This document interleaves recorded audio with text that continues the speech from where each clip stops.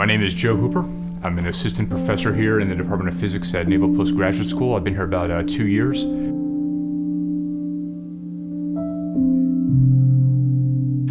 So I specialize in explosives and high strain rate mechanics of materials.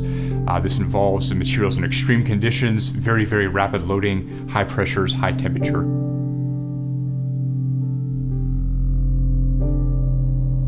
So most of the things that we're doing, we're looking at fundamental physics and mechanics of materials, but kind of with an eye towards how could this improve conventional weapons. Kind of our main motivation here is, one, how can we improve typically the energy release of weapons? This is either through the use of reactive materials, can release additional energy beyond what an explosive would give you, can also improve in some cases the safety. These materials are generally inert, for example, so they're not nearly as sensitive to accidental initiation if there's some kind of accidental bullet impact or if it's put at elevated temperatures. So we can definitely improve the safety and lethality of most conventional weapons. That's kind of our applied motivation for much of this work. Here at NPS, we have two main experimental labs. One is we have a 3-inch gas gun. This is powered by helium, and this is for firing about 3-inch slugs at speeds of up to 500 to 700 meters per second. So we use this to test high velocity impact, shockwave loading on materials. Second, we also have a device called a split Hopkinson pressure bar.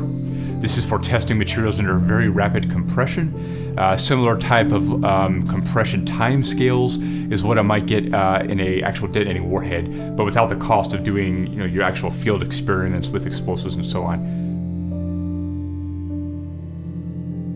So our group, we've had a pretty large contingent of weapons-focused students. This is one of our main tracks here in the physics department is weapons.